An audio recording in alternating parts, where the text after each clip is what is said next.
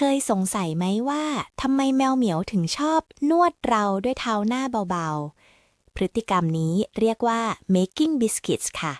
มันติดตัวมาตั้งแต่ตอนเป็นลูกแมวที่นวดเต้านมแม่เพื่อกระตุ้นน้ำนม